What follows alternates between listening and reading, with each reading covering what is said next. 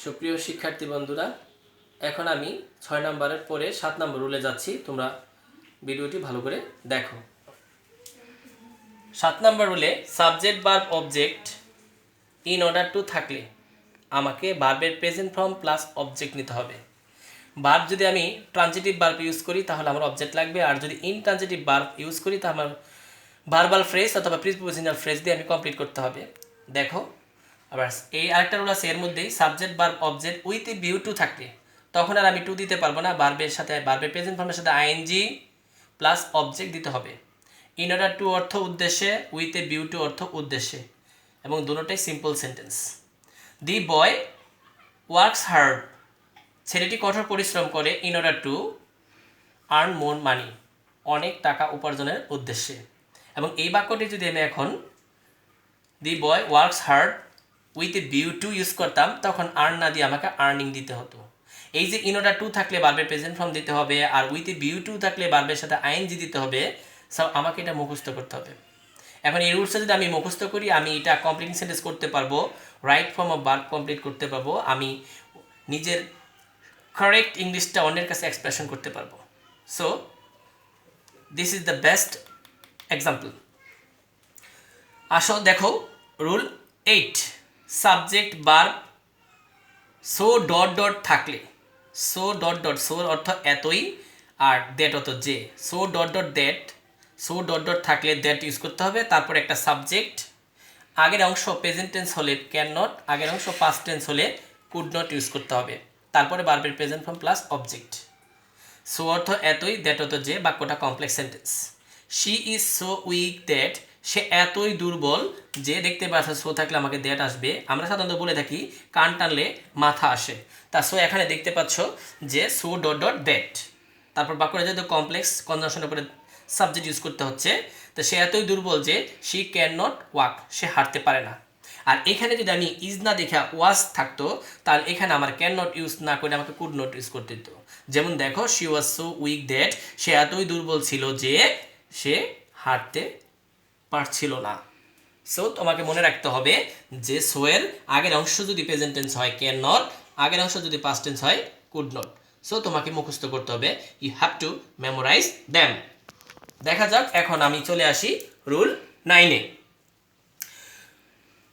9 নম্বর রুলে যেটা দেখতেছি, subject verb two থাকলে, টি ডাবলু টু থাকলে আমাকে প্রথমত টু ইউজ করতে হবে, তারপরে ভার্বের প্রেজেন্ট ফর্ম প্লাস অবজেক্ট বসবে যদি সাবজেক্ট ব্যক্তিবাচক থাকে। সাবজেক্ট দুই ধরনের হয়ে থাকে, ব্যক্তিবাচক এবং বস্তুবাচক। যদি প্রথম সাবজেক্টটা ব্যক্তিবাচক থাকে তাহলে টু প্লাস ভার্বের প্রেজেন্ট ফর্ম প্লাস অবজেক্ট আমাকে নিতে হবে।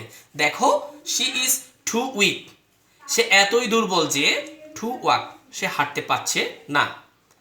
তাইলে সাবজেক্টটা আমার এইখানে সাবজেক্টটা হলো ব্যক্তি, যার কারণে আমি টু প্লাস ভার্ব ইউজ করেছি। অবজেক্ট এখানে লাগেনি কারণ ভার্বটা আমার ইনট্রানজিটিভ, আর ট্রানজিটিভ ভার্ব ইউজ করলে এবং অবজেক্ট লাগতো। আরেকটি রুল এখানে দেখো, সাবজেক্ট প্লাস ভার্ব টু থাকলে ফর প্লাস সাবজেক্ট অথবা পার্সনের অবজেক্টিভ ফর্ম বসাতে হবে। তারপর টু প্লাস ভার্বের প্রেজেন্ট ফর্ম প্লাস অবজেক্ট বসবে যখন সাবজেক্ট বস্তুবাচক থাকবে। দেখো উদাহরণের পরিষ্কার হয়ে যাচ্ছে, the load is too heavy, বোঝাটা এতই ভারী যে, তাহলে এখানে for me, for him, for them, her ইত্যাদি ইউজ করতে পারি। তাহলে the load is too heavy for me to carry it, বোঝাটা এতই ভারী যে আমি ইহা বহন করতে পারছি না। সো এইখানের সাবজেক্টটা বস্তুবাচক বোঝা। চলো দেখা যাক 10 নম্বর রুলটা, উড দ্যাট। উড দ্যাটের অর্থ হলো যদি, উড দ্যাট থাকলে সাবজেক্টের উপরে কুড বি 100% দিতে হবে। এটা রাইট ফর্ম অফ ভার্বের একটা নিয়ম, এটা কমপ্লিটিং সেন্টেন্সের একটা নিয়ম, এবং এটা অনেক পরীক্ষা আসে, দেখবে তোমরা প্রিভিয়াস কোশ্চেনগুলো ফলো করলে। Would that I could be a poet, আমি যদি কবি হইতে পারতাম। Would that I could be a dramatist, আমি যদি একজন নাট্যকার হইতে পারতাম। Would that I could be a king, আমি যদি একজন রাজা হইতে পারতাম। সো উড দ্যাট থাকলেই সাবজেক্টের পরে আমাকে কুড বি নিতেই হবে, এবং কুড বি ছাড়া এই বাক্য কখনো সঠিক বাক্য হতে পারবে না। প্রিয় শিক্ষার্থী, এখন আমি চলে যাব rule 11, subject verb plus object verb plus object plus or থাকলে, অরের বাংলা অর্থ হলো নইলে, থাকলে আমি দুই ভাবে বাক্যটা কমপ্লিট করতে পারি। অর বাক্যের মাঝে থাকলে বাক্যটা আজীবন কম্পাউন্ড। সাবজেক্ট ছিল না বিদ্যায় ইউজ করেছি, উইল প্লাস ভার্বের প্রেজেন্ট ফর্ম প্লাস অবজেক্ট। আরেকটি স্ট্রাকচার হলো subject you plus can not plus ভার্বের প্রেজেন্ট ফর্ম প্লাস অবজেক্ট। ভার্বের কারণে মেইন ভার্বের কারণে উইল এবং ক্যান নট বসবে। দেখো তোমরা রিড মোর অর, বেশি করে পড়ো, নাহলে তুমি পরীক্ষায় ফেল করবে, এখনো করো নাই। ফেল ইউজ করলে ইউ উইল ফেল, এখানে আমাকে ইউজ করতে হবে উইল। আর যদি পাস কথাটা ইউজ করতে চাই তাহলে read more or you can not pass. বেশি করে পড়ো, প্রচুর পড়াশোনা করো, না হলে তুমি পাস করতে পারবে না। মনে রাখবে যদি ফেল কথাটা ইউজ করি তাহলে আমাকে ব্যবহার করতে হবে উইল, ফিউচার ইনডিফিনিট টেন্স। আর যদি পাস কথাটা ইউজ করি তাহলে আমাকে ইউজ করতে হবে can not, present indefinite tense. মনে রাখবে যে উইলের লেগে ফেল আর ক্যান নটের সাথে পাস। এখন আশা করি তোমরা ভালোই বুঝতে পারতেছো। আরও অনেক উদাহরণ দেওয়া যায়, যেমন walk fast or you will miss the bus, walk fast or you can not catch the bus. তা সো উদাহরণ আছে, সেই উদাহরণগুলি তোমরা প্র্যাকটিস করবে। কথায় বলে the more you read the more you learn, যত বেশি পড়বে তত বেশি শিখবে। এখন আমি তোমাদের কাছে চলে আসতেছি রুল 12 সম্পর্কে। রুল 12টা দিস ইজ ভেরি ইম্পর্টেন্ট। এই লাস্ট তোমার 3 নাম্বার আইটেম নং ফ্রেজের মধ্যে থাকে, কমপ্লিটিং থাকে, রাইট ফর্ম ভার্ব থাকে, অনেক জায়গায় থাকে, লিঙ্কার্সে থাকে। It's a very important lest, যাতে না অথবা পাসে বয় হয় এরকম এই লেস্ট পরীক্ষার মধ্যে থাকবে। এমন কোনো আমি বোর্ডের কোশ্চেন দেখিনি যেখানে লেস্ট ছিল না, সব জায়গায় ছিল। Verb plus object plus lest থাকলে, সাবজেক্ট থাকতে পারবে, সাবজেক্ট থাকলে সাবজেক্ট হবে, আর যদি সাবজেক্ট না থাকে তাহলে ইউ হবে। ইউর পরে আমাকে ইউজ করতে হবে হয় শুড নয় মাইট। শুড এবং মাইট দুটোর একটা মডেল ভার্ব আমাকে নিতেই হবে, তারপরে main verb plus object. As for example you can see that read more lest, বেশি করে পড়ো যাতে না তুমি পরীক্ষায় ফেল না করো। You should fail in the examination, examination আমি এখানে লিখিনি, তোমরা পরীক্ষায় লিখে নিবে। ইন দ্য এক্সাম কখনো লিখবে না, কারণ পরীক্ষার হলটা ইনফর্মাল জায়গা না, ওইটা হলো formal place. So read more lest you should fail, এখানে শুড ইউজ না করে তুমি মাইট ইউজ করতে পারতে। Rule 13, it's a very important. It is, it was plus since থাকলে, এই সিন্সের বাংলা অর্থ হলো যখন। তখন রুলটা হলো যে সাবজেক্ট প্লাস ভার্বের পাস্ট ফর্ম প্লাস অবজেক্ট হবে যদি সিন্সের আগের অংশ প্রেজেন্ট টেন্স থাকে, আর সিন্সের আগের অংশ যদি পাস্ট টেন্স থাকে তাহলে সাবজেক্ট প্লাস হেড প্লাস ভার্বের past participle form plus object বসাতে হবে। দুইটা rule very very important completing সেন্টেন্সের জন্য।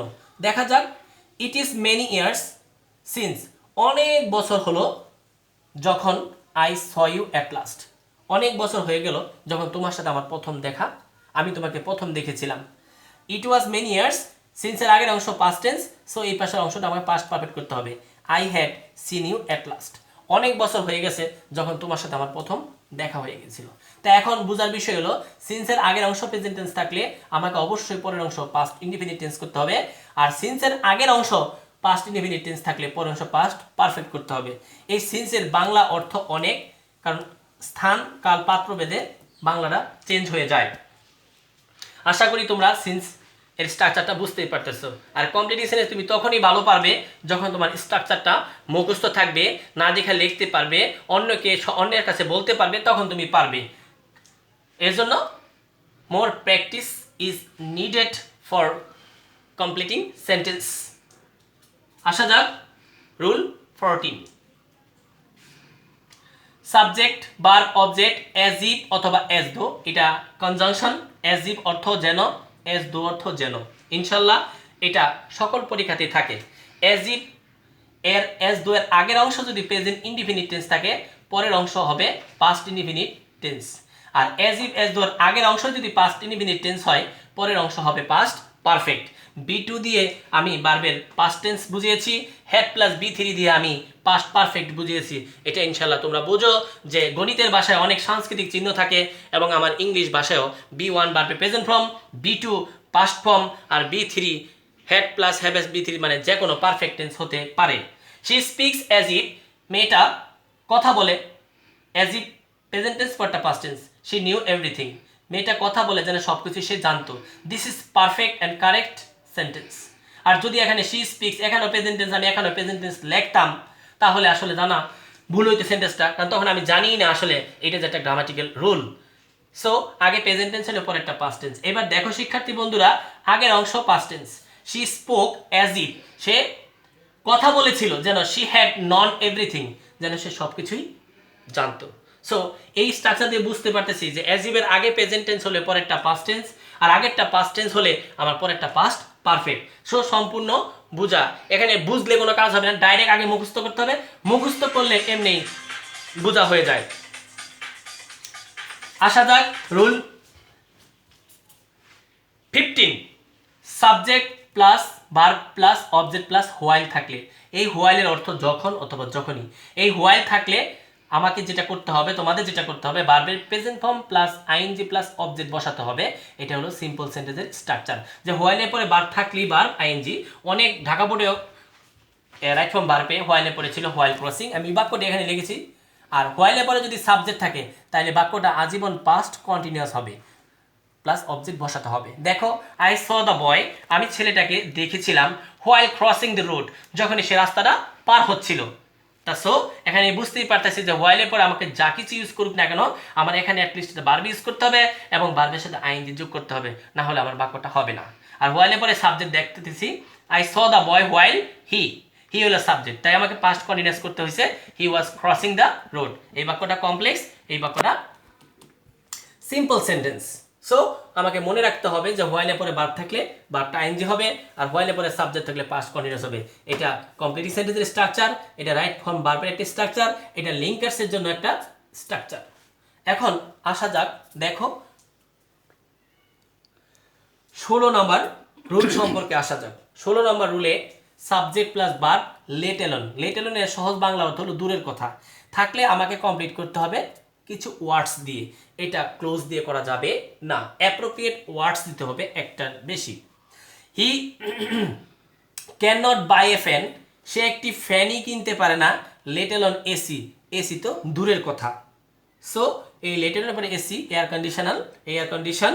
সো আমি এটা আরও বাক্য বানাতে পারবো, হি ক্যান নট ওয়াক 1 কিমি, লেট এলোন 5 কিমিস, সে 1 কিলো হাঁটতে পারে না, 5 কিলো তো দূরের কথা। এখন আসা যাক রুল 17, অ্যাজ সিন্স বাক্যের প্রথমে থাকলে বাক্যটা কমপ্লেক্স সেন্টেন্স, এর অর্থ হলো যেহেতু। সাবজেক্ট ভার্ব কমা থাকলে আমাকে subject plus verb plus object বসাতে হবে। কমপ্লিটিং সেন্টেন্সে কমা জন্য সেন্টেন্সের অনেক স্ট্রাকচার পড়ে যায়। আর নোট হলো দুই পাশে একই টেন্স থাকবে, দুটা ক্লোজ থাকবে, একটা সাবঅর্ডিনেট ক্লোজ, একটা প্রিন্সিপাল ক্লোজ, আর দুটো পাশে একই টেন্স থাকবে, আগে প্রেজেন্ট হলে পরে প্রেজেন্ট, আগে পাস্ট হলে পরে পাস্ট। দেখো, as the day was fine, যেহেতু দিনটা ভালো ছিল, যেহেতু এটা পাস্ট ইনডিফিনিট টেন্স, আমাকে এই পাশে পাস্ট টেন্স করতে হচ্ছে, উই ওয়েন্ট আউট, যেহেতু দিনটা ভালো ছিল আমি বাহিরে গিয়েছিলাম। আর যদি as the day was rough, যেহেতু দিনটা খারাপ ছিল, we could not go out, আমরা বাহিরে যেতে পারিনি। তা বুঝতেই পারতেছো, এখানে যদি পাস্ট টেন্স থাকে এখানে প্রেজেন্ট টেন্স দেই তাহলে বাক্যটা আসলে অ্যাপ্রোপ্রিয়েট হবে না। আসা যাক rule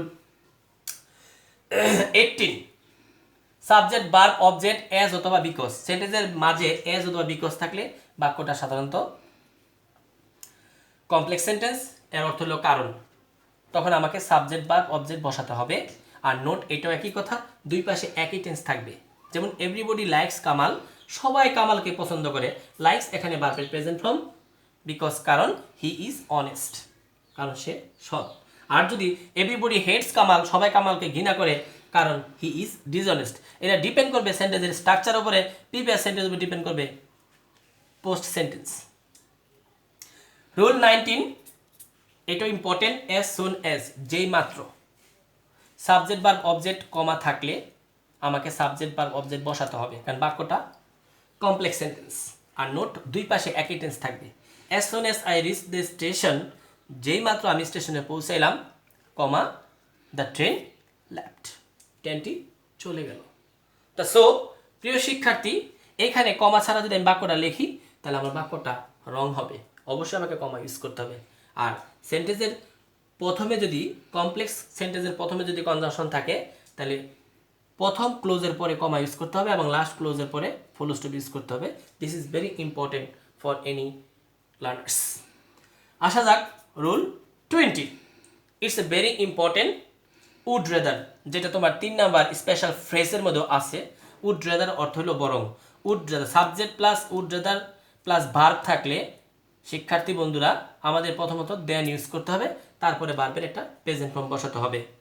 I would rather die দেন বেগ, আমি বরং মরব তবু ভিক্ষা করব না। আই উড রেদার স্টার্ভ দেন বেগ, আমি বরং না খেয়ে থাকবো তবু আমি ভিক্ষা করব না। It's a very important rule. প্রিয় শিক্ষার্থী বন্ধুরা, এখন যে রুলগুলো দেখলে এই রুলগুলো ভেরি ভেরি ইম্পর্টেন্ট। এই রুলগুলো যদি তুমি ভালোভাবে লুপ্ত করতে পারো তাহলে তুমি দুইটা জিনিস ভালো পারবে।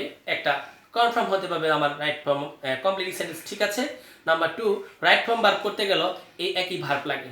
সো কমপ্লিটিং সেন্টেন্স করতে গেলে আমি আমার দেশ থেকে বুঝতেছি আমাকে অ্যাটলিস্ট মিনিমাম 1 থেকে 150 ভার্ব মুখস্থ রাখতে হবে এবং কোন ভার্বের পরে কোন অবজেক্ট অথবা কোন অ্যাডভার্বিয়াল ফ্রেজ ইউজ করা যায় সেটা সম্পর্কে আমার জানতে হবে এবং সাবজেক্ট সম্পর্কে ভালো ধারণা থাকতে হবে। কারণ কমপ্লিটিং সেন্টেন্স করতে পারলে আমি ইংরেজি প্রথম পত্রের অনেক প্রশ্নের উত্তর আমি দিতে পারবো। যেমন নাম্বার 1, আমি শূন্যস্থান উইথ ক্লু উইদাউট ক্লু করতে পারবো, তারপরে ডাব্লিউএস কোশ্চেন করতে পারবো। আর যদি কমপ্লিটিং সেন্টেন্স আমি ভালো না পারি, রাইট ফর্ম ভার্ব সম্পর্কে আমার ভালো না ধারণা থাকে, তাহলে আমি কমপ্লিটিং সেন্টেন্স করতে পারবো না। কমপ্লিটিং সেন্টেন্স আমি তখনই পারবো যখন আমার ভিতরে রাইট ফর্ম ভার্বের রুলস থাকবে, কমপ্লিটিং সেন্টেন্স রুলস থাকবে, ভোকাবুলারি থাকবে। আমি অনেক গ্রামার জানি বাট আমার বানাম ভুল হয়, তাহলে শিক্ষার্থী আমি ভালো কিছু করতে পারবো না। আমাকে ভালো কিছু করতে গেলে আমার বানাম ঠিক থাকতে হবে আর গ্রামাটিকের রুল সব জানতে হবে, কোনো ভুল করা যাবে না, আর মুখস্থ প্রচুর থাকতে হবে। আমি আমার নেক্সট ভিডিওতে বাকি কমপ্লিটিং সেন্টেন্সের রুলসগুলো নিয়ে আলোচনা করব। আজকের মধ্যে আমি এখান থেকেই বিদায় নিচ্ছি। আসসালামু আলাইকুম।